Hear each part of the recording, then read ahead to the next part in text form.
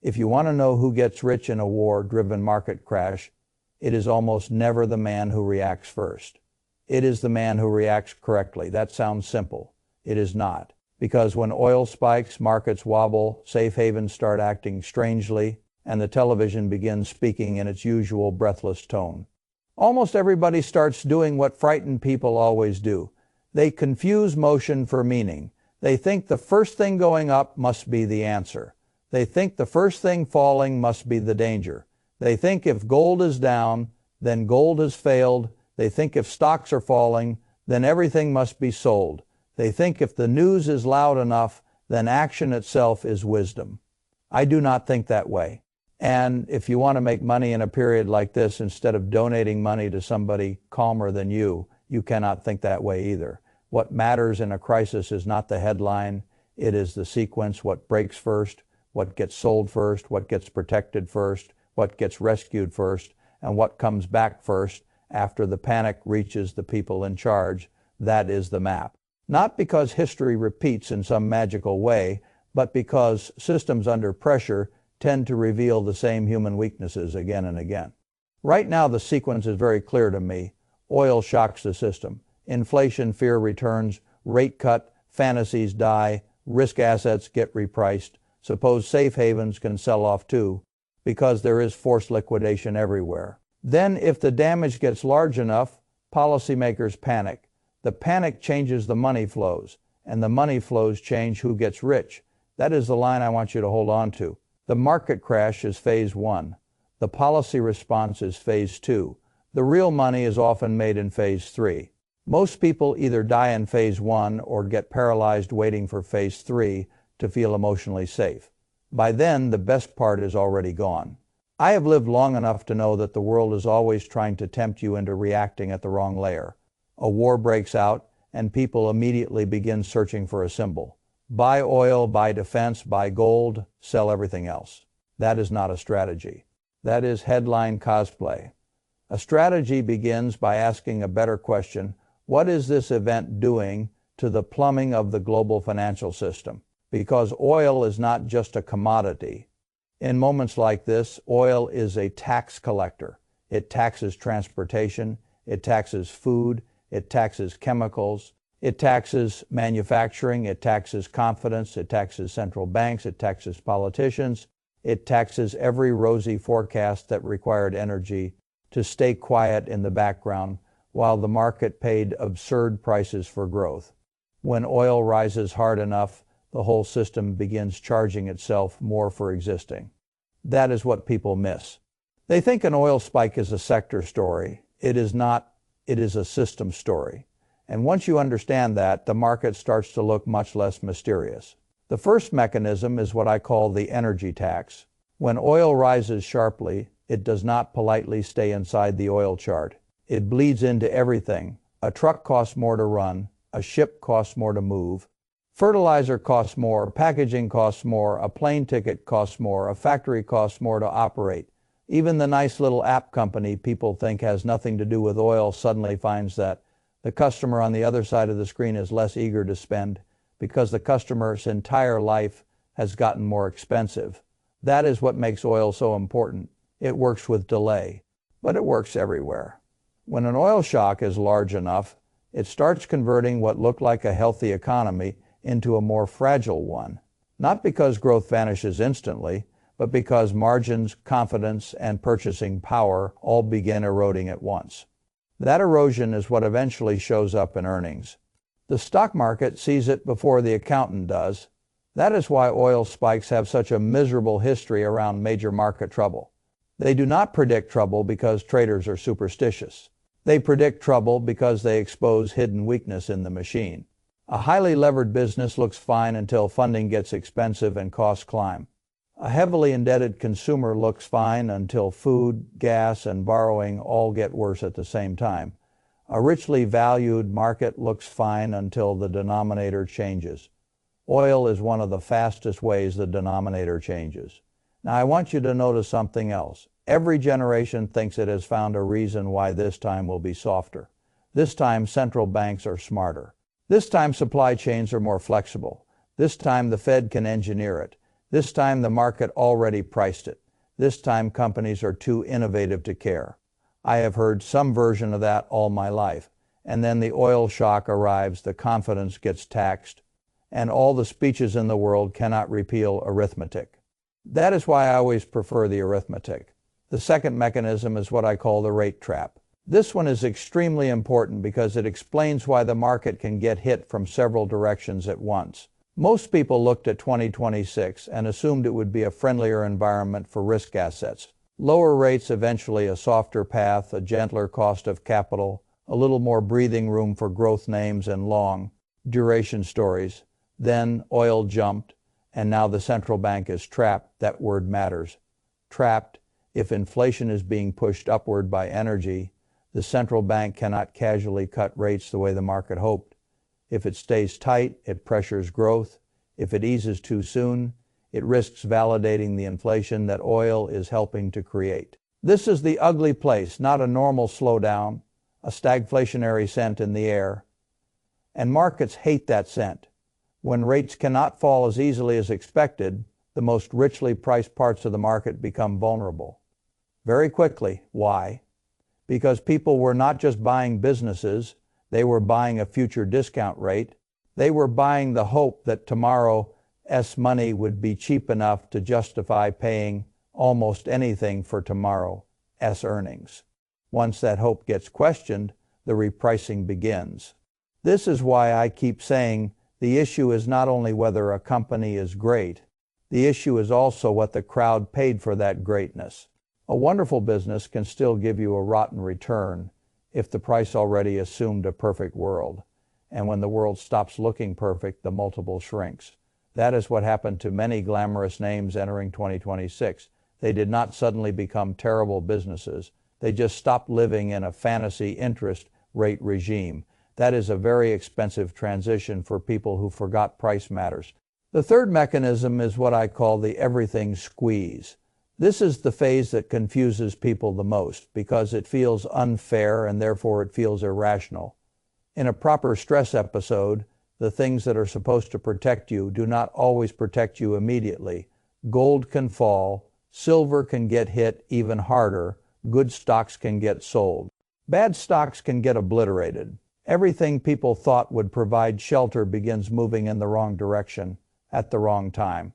That is not proof the world has stopped making sense. That is proof that forced selling has entered the picture. When leverage is in the system, when funds have to meet redemptions, when margin calls start firing, when balance sheets suddenly matter more than narratives. People do not sell what they hate. They sell what they can. That is the important distinction. A gold holder getting liquidated is not casting a philosophical vote against gold. He is raising cash. A quality stock getting sold in a broad drawdown is not necessarily being judged inferior. It is being monetized. Once you understand that, you stop asking childish questions like, why is gold down if the world is dangerous? You start asking adult questions like, who is being forced to sell? What are they selling to survive? And how long can that process keep going? That is where real understanding begins. It also helps explain why the beginning of a true opportunity rarely feels clean. People want the opportunity and the emotional comfort to arrive on the same day. The market almost never offers that courtesy. The everything squeeze is where weak hands get separated from strong hands. The impatient look at the wrong evidence and conclude the thesis is broken. The patient look at the same evidence and realize the plumbing is under stress. That is a completely different way to read the tape. The fourth mechanism is what I call the policy panic. This is where the game begins changing from pure survival to selective opportunity. When a market drawdown becomes large enough, when confidence sinks low enough, when pressure spreads widely enough, policymakers start to panic. They will never call it panic, of course. They will call it coordination, they will call it support, they will call it prudence, they will call it flexibility. Bureaucracies are always desperate to sound calm while reaching for the red button, but the action matters more than the language. This is where serious investors make their money, not because they predict every press conference, because they understand the pattern. When the pain becomes politically or financially intolerable, Some combination of support begins arriving. Maybe the war de-escalates, maybe the rhetoric changes, maybe the central bank buys government debt quietly, maybe rates are guided lower once the market damage outweighs the inflation embarrassment, maybe the fiscal spigot opens. The exact costume can change. The essence does not. Authorities panic before they let the system fully seize. That is why I say the market crash itself is not the whole story. It is only the first act. Too many investors think in one act. Bad news arrives. Everything falls. They conclude the story is complete. The story has only begun. The adults are waiting for the reaction function. What will the government do? What will the Fed tolerate? What level of pain turns discipline into rescue? That is the real game. And once you understand that, the current damage stops looking like a final verdict. It begins to look like the setup for a rotation. The fifth mechanism is what I call the rebound shortlist. This is where you must be very careful because most people make one of two stupid errors. They either chase the obvious winners too late or they buy the wreckage too early. Both can hurt you. When oil spikes, everybody suddenly wants oil names, pipelines, storage, terminals, defense, anything that looks like direct exposure to the crisis. Fine, some of those may still work. But understand what you are doing. You are not discovering something hidden. You are arriving at the obvious trade after it has already been blessed by the crowd. There is nothing wrong with obvious if you are early. There is a lot wrong with obvious if you are late. That is why I care far more about what comes after the obvious trade gets crowded. When policy panic arrives, where does money rotate next? That is the much better question. Historically, the most beaten down corners that are hypersensitive to easier financial conditions can produce huge rebounds when the policy environment shifts. Why? Because pessimism overshoots valuations compressed too far. Everybody starts projecting the recent pain forever. Then one thing changes. The cost of money eases. The growth scare softens. The panic gets answered. And money rushes into the places it abandoned most aggressively. This is where consumer discretionary can matter. This is where software can matter. This is where consumer finance can matter. Not because they are fashionable now, because they are hated now and can respond violently if the pressure regime changes. That is very different from buying them because you are bored or impatient. You buy them only when the evidence shifts, not when the story sounds clever.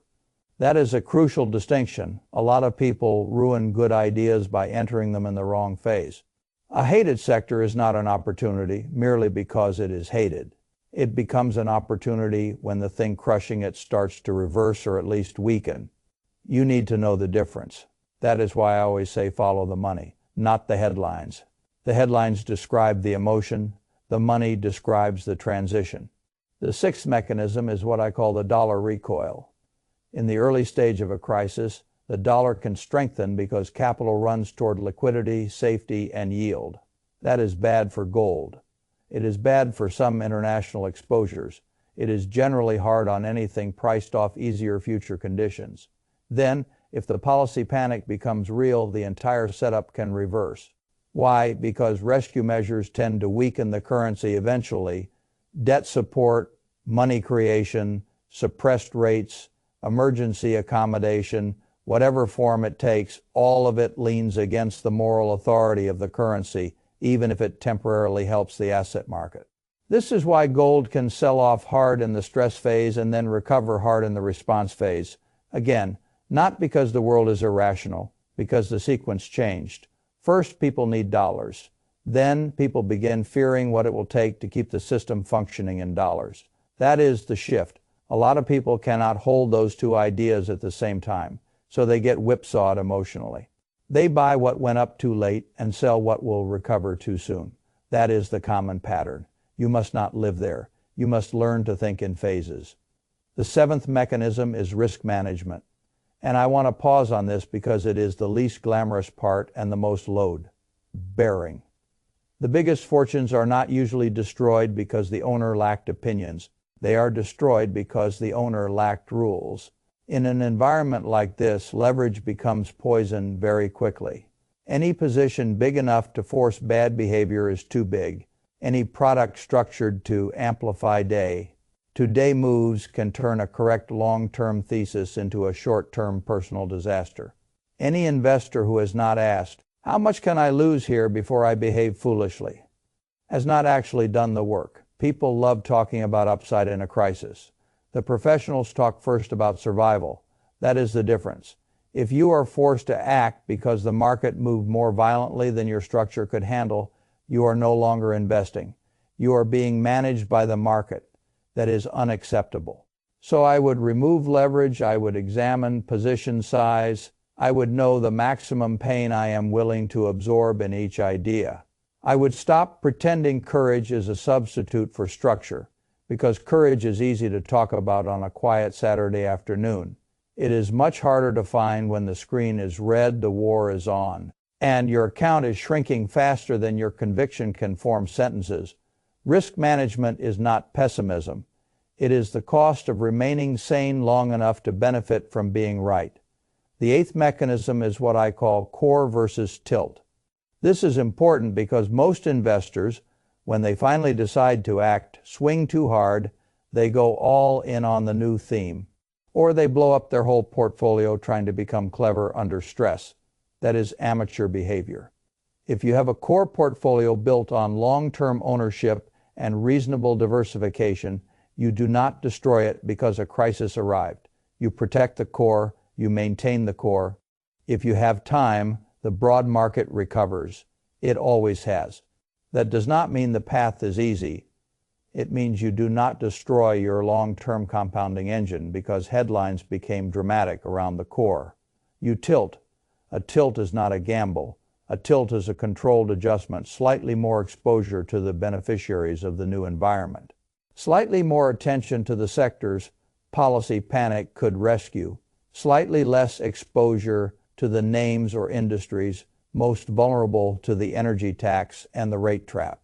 That is a much more intelligent way to behave. Because the man who preserves the core and tilts intelligently can survive phase 1 and participate in phase 3. The man who blows up his base trying to perform intelligence during the panic usually ends up with neither survival nor profit. The ninth mechanism is psychological, and it may be the most important one of all. I call it phase confusion. Most investors try to trade a crisis as if they were already in the rebound. They hear a smart thesis about what should happen after policy panic, and they buy as if the panic already occurred. Then phase 1 keeps doing its work and they get crushed. Or they spend phase 1 hiding and phase 2 doubting, and then finally buy in phase 3 once the move is socially approved. That is also a mistake. You must know the phase. Phase 1 is survival and information gathering. Phase 2 is watching for policy shift and money rotation. Phase 3 is where the profits from preparation start appearing. If you cannot tell what phase you are in, you will keep applying the right behavior to the wrong moment. That is how people stay one step off for entire careers. Now let me bring this all together in the clearest possible language. I do believe wars like this can make some investors rich, but not because war itself is a gift. War is destruction. What creates wealth opportunity is the market's emotional incompetence in processing the sequence. The crowd chases what already ran. The crowd abandons what is being liquidated for mechanical reasons.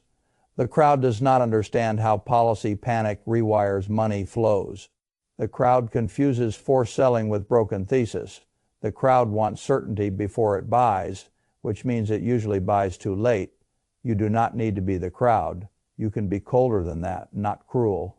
Clear, you can say to yourself, oil is the first shock, inflation is the second, rates are the third, forced liquidation is the fourth, policy panic is the fifth, rotation is the sixth. My job is not to react at the first wave. My job is to survive the first wave, read the second, and profit from the third. That is how you think if you want to be richer on the other side of this.